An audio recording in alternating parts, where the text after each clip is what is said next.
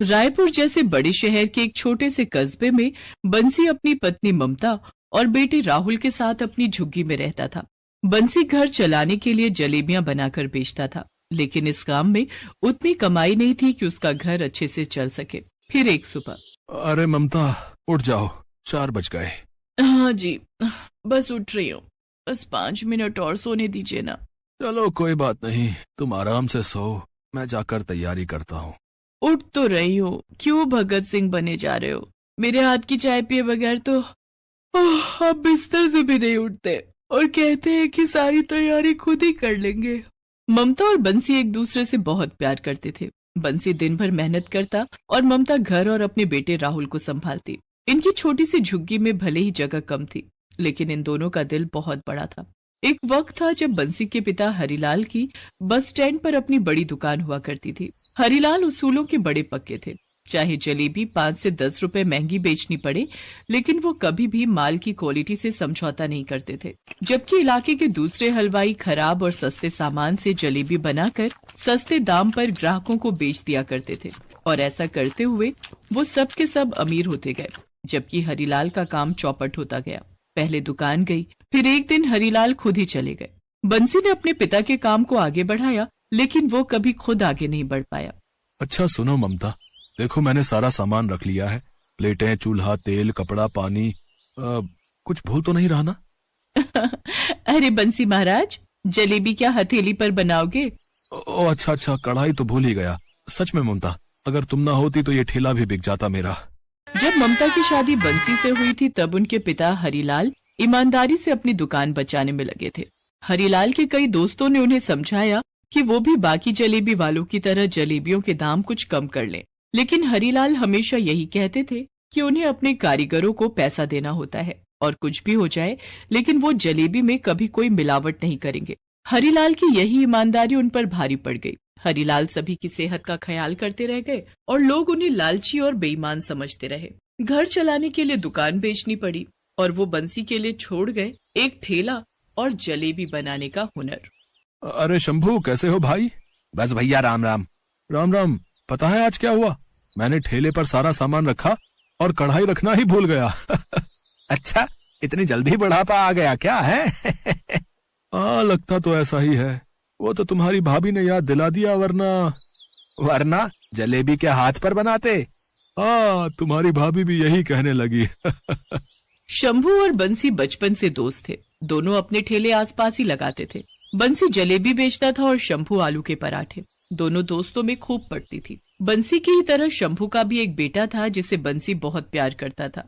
हर रोज school से लौटते हुए रोहित बंसी से मिलकर ही घर जाता था और बंसी उसे बड़े ही प्यार से जलेबियां खिलाता था। दूसरी तरफ शंभू भी ममता और राहुल के लिए बढ़िया आलू के पराठे भिजवा देता था। फिर एक दिन। अरे भाई शंभू, किस सोच में डूबे हो? कुछ नहीं भाई, ऊपर वाले का खेल देख रहा हूँ। अरे पर हुआ क्या, ये तो बताओ। सामने वो शोरूम देख रहे हो? अरे यार, फिर से वही बात। कितनी बार कहा है, इस तरफ ध्यान मत दिया करो भाई। नहीं भाई, इतनी भी कोशिश करूं नजरें चली ही जाती हैं उसकी तरफ। जब भी उस शोरूम को देखता हूँ बस पुराने दिन याद आ जाते हैं। यहाँ कभी तुम्हारे पिताजी की बड़ी दुकान हुआ करती थी। हर वक्त ग्राहकों की भीड़ लगी रहती थी, और मेरे पिताजी भी तो उनके पास ही मुंशी थे। सारा दिन हिसाब लगाते रहते थे और हम दोनों कितनी मस्ती करते थे। लेकिन अब सब बदल गया भैया।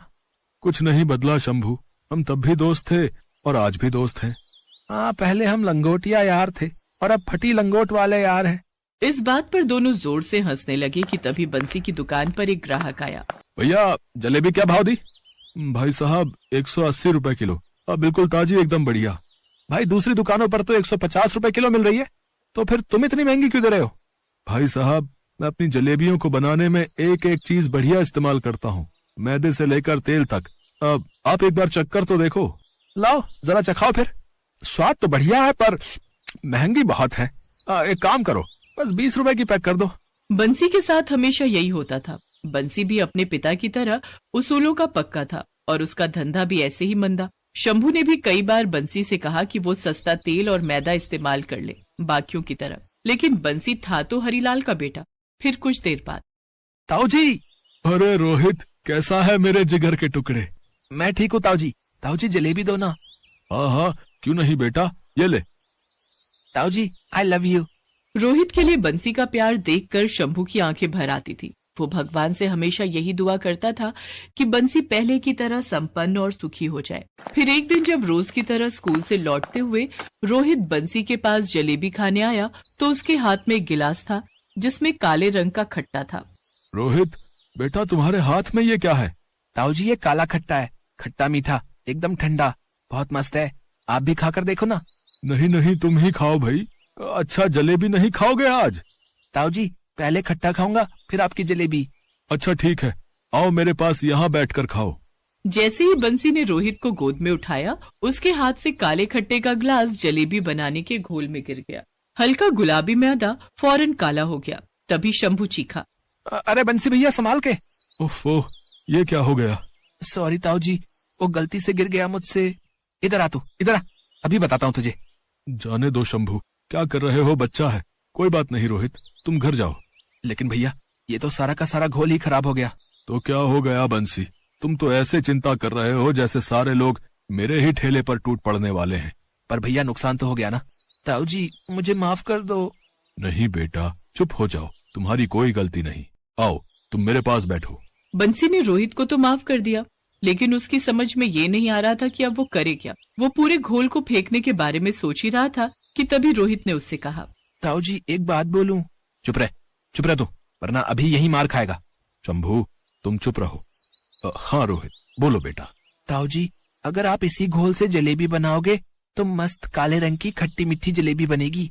मुझे लगता है उनका स्वाद बहुत ही अच्छा होगा। रोहित की बात सुनकर शंभू को गुस्सा आ गया और वो चीखते हुए बोला, ओए तू भाग यहाँ से, वरना अभी मार मार कर तेरा पराठा बना दूंगा। रोहित मार के डर से वहाँ से भाग गया। लेकिन बंसी अब भी रोहित की कही बात के बारे में ही सोच रहा था। क्या सोच रहे हो भैया? वैसे रोहित ने अच्छा आइडिया दिया है, ऐसा करके देखें क्या? ओहो भैया, आप भी कहाँ उस बुद्धू की बातों में आ रहे हैं। जलेबियां भी कभी काली होती हैं क्या? इस घोल को वैसे भी फेंकना ही है, तो क्यों ना एक बार कोशिश करके देख ही ली जाए। इतना कहकर बंसी ने उसी काले घोल से जलेबियां बनाई। जब जलेबियां बन गईं तो वो बिल्कुल अलग दिख रही थी, क्योंकि उनका रंग काला था। बंसी ने एक प्लेट में वो जलेबियां रखकर शंभू को दी और कहा, अब लो भाई, जरा चक्कर तो बताओ। भैया आइडिया तो सही दे गया लड़का, सच में कमाल हो गया। क्या मजेदार जलेबी बनी है, पहले खट्टा खट्टा और फिर पूरा मुंह मीठा हो गया। लो लो ना, तुम भी खा के देखो। शंभू के कहने पर बंसी ने जलेबी चखी और उसकी आंख में आंसू आ गए। वाकई उन काली जलेबियों का स्वाद बहुत अलग और बढ़िया था। तभी एक ग्राहक बंसी के ठेले पर आया। अरे यह जलेबी जल गई है क्या? जली नहीं है भैया, जलेबी स्पेशल है, काली जलेबी रायपुर वाली। अच्छा तो लाओ चखाओ तो जरा। ये लीजिए। अरे बाप रे, गर्दा उड़ा दिए रे दद्दा, कसम से ऐसी अनोखी जलेबी पहले कभी नहीं खाई। क्या हिसाब दी वैसे? 180 रुपए किलो। अच्छा तो भैया जितनी बना सको उतनी बना कर दे दो। घर पर दिल्ली से मेहमान आए हैं, रायपुर की स्पेशल काली जलेबी खाएंगे तो हमेशा याद रखेंगे। ग्राहक की बात सुनकर शंभू और बंसी के चेहरे पर मुस्कान आ गई। दोनों ने मिलकर ढेर सारी जलेबियां बनाई। धीरे धीरे बंसी की ये अनोखी काली जलेबियां दूर दूर तक मशहूर हो गईं और मिठाई के तौर पर लोगों की पहली पसंद भी बन गई। लेकिन फिर भी बंसी ने अपनी जलेबियों के दाम नहीं बढ़ाए, क्योंकि भले ही अब उसका धंधा बढ़िया चल रहा था, लेकिन था तो वो अब भी अपने उसूलों का पक्का ही।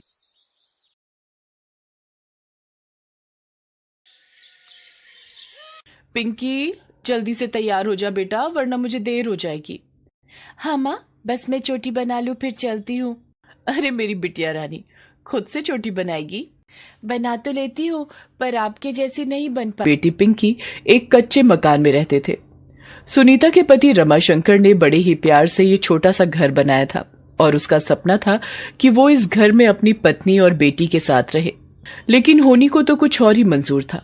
घर जब तक बनकर तैयार हुआ, एक सड़क हादसे में रमाशंकर की जान चली गई। अब सुनीता पर पिंकी को पालने की जिम्मेदारी थी। सुनीता ज्यादा पढ़ी लिखी नहीं थी, इसीलिए उसने मजदूरी करना शुरू कर दिया। सुनीता सुबह जल्दी उठती, खुद तैयार होती और फिर पिंकी को तैयार करती। पिंकी को स्कूल छोड़ने के बाद वो काम पर चली जाती। सुनीता की जिंदगी ऐसे ही गुजर रही थी। पिंकी तैयार हो गई क्या? हाँ माँ, मैं पूरी तरह तैयार हूँ। अरे वाह, आज तो बड़ी अच्छी चोटी बनाई है तूने। नहीं माँ, तुम्हारे जैसी चोटी तो कोई नहीं बना सकता। और तुम्हारे जैसे कढ़ी चावल भी कोई नहीं बना सकता। माँ, वैसे कढ़ी चावल कब बनाओगी?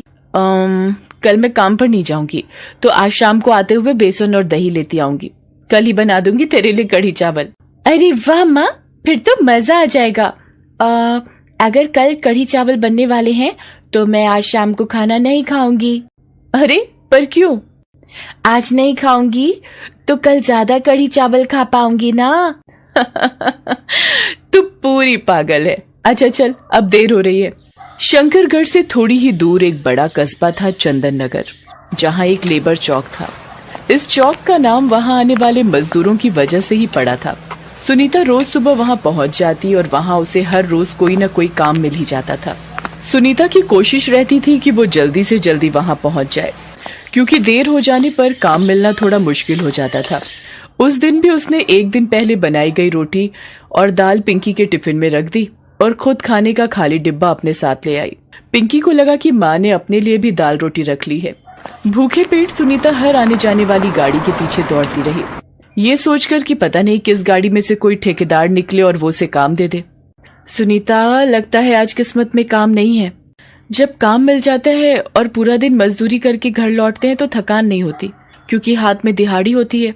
लेकिन जब काम नहीं मिलता तो कुछ ना करके भी घर जाते हुए बड़ी थकान होती है। हाँ रज्जू, ये बात तो तूने बिल्कुल सही कही। अच्छा सुनना, आज मैंने कुछ नहीं खाया है, तो वो लाला की कढ़ी चावल खाकर देखें क्या? नहीं रज्जू, कमाई कुछ नहीं हुई है, ऊपर से लाला पता नहीं कितने के देगा कढ़ी चावल। चल ना, मुझे पता है तू भी बस खाली डिब्बा लाई है अपने साथ पिंकी को दिखाने के लिए। अच्छा चल, एक प्लेट में से दोनों आधा आधा खा लेंगे, अब तो ठीक है? अच्छा ठीक है। रज्जू सुनीता की बहुत अच्छी दोस्त थी। उसकी हालत भी सुनीता जैसी ही थी। दोनों ज्यादातर साथ में ही मजदूरी करने जाती थी। रज्जू बहुत बातूनी थी और सुनीता बहुत शांत। दोनों लाला की दुकान पहुंची तो रज्जू ने वहाँ काम करने वाले एक आदमी से पूछा, क्यों भैया, कढ़ी चावल है क्या? हाँ है। कितने के दिए? 100 रुपए। 100 रुपए की 2 प्लेट? ये कुछ ज्यादा ही महंगा नहीं है? ऐसा करो, एक ही प्लेट लगा दो। ओ महारानी, 2 प्लेट नहीं, 1 प्लेट है 100 रुपए की। हैं? अरे पागल है क्या तू? 100 रुपए की कढ़ी चावल? कढ़ी में क्या सोना घिस के डाला है तूने? मेरा टाइम खराब मत कर, खाना है तो पहले पैसे दे, वरना आगे बढ़। चल न रज्जू, मैंने कहा तो था तुझसे, यहाँ खाना बहुत महंगा है। अरे तू रुक, अब तो बात इज्जत पर आ गई है। ओए, तूने हमें क्या एरा गहरा समझा है क्या? जा, एक हाफ प्लेट ले आ। हाँ, हाफ प्लेट में तुम दोनों खा लोगी। तुझसे मतलब? हाफ प्लेट तो 50 की है ना? तुम 50 ही दे देना, वैसे है तो 60 की। वेटर एक छोटी सी प्लेट में कढ़ी चावल ले आया जिसमें सिर्फ एक ही पकौड़ा था। रज्जू ने उस पकौड़े को देखा और उसे लाला की कंजूसी पर बहुत गुस्सा आया। उधर सुनीता उसका तमतमाया हुआ मुंह देखकर बस हंसी जा रही थी। रज्जू ने जैसे ही पहला निवाला खाया तो मुंह बिगाड़ते हुए बोली, थू, इसे कढ़ी चावल कहते हैं? ठीक ही तो है, चुपचाप खा लेना। तू ही खा, इतनी बकवास कढ़ी तो मैं कभी ना खाऊं।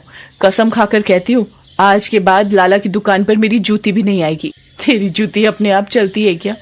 मेरा मजाक मत बना, वरना इसी केसर वाली आलिशान कढ़ी से तेरा मुंह रंग दूंगी। जितनी महंगी कढ़ी थी उसका स्वाद उतना ही बुरा था। सुनीता ने तो मन मार के खा भी लिया, लेकिन रज्जू ने तो उस कढ़ी का दूसरा निवाला तक नहीं लिया। असल में जिस लाला की दुकान से दोनों ने कढ़ी खाई थी, उसकी दुकान बहुत चलती थी, क्योंकि आसपास कोई और खाने की दुकान नहीं थी, तो मजबूरी में लोगों को उसके यहाँ से ही खाना पड़ता था। फिर घर वापस लौट। अरे कुछ बोलेगी भी या ऐसे ही गंदा सा मुंह बनाकर चलती रहेगी? सुनीता, ये ले 50 रुपए। ये पैसे तू मुझे क्यों दे रही है? सुन, इसका तू दही खरीद लेना ढेर सारा। दही मेरा और बेसन तेरा। बस बहन, तू मुझे कढ़ी चावल बनाकर खिला देना। ठीक है, अब ये ढोकले जैसा मुंह रसमलाई जैसा कर ले। मैं वैसे भी कढ़ी चावल बनाने ही वाली थी। पिंकी का भी बड़ा मन है कढ़ी खाने का। अगले दिन सुनीता ने बहुत मन लगाकर कढ़ी बनाई। वो चाहती थी कि पिंकी और रज्जू दोनों को कढ़ी पसंद आए। काफी देर की मेहनत के बाद ढेर सारी कढ़ी पककर तैयार हो गई। पिंकी ने जैसे ही पहला निवाला चखा तो सुनीता से बोली, अरे माँ, क्या हुआ? अच्छी नहीं बनी क्या?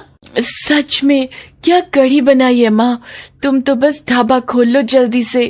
पिंकी उंगलियां चाट चाट कर कढ़ी खाती रही और सुनीता उसे प्यार से देखती रही। अगले दिन पिंकी कढ़ी चावल ही टिफिन में लेकर गई और सुनीता ने भी रज्जू के लिए एक बड़े डिब्बे में कढ़ी चावल रख लिए। जब वो चौराहे पर पहुंची तो रज्जू पहले से ही उसके इंतजार में बैठी थी।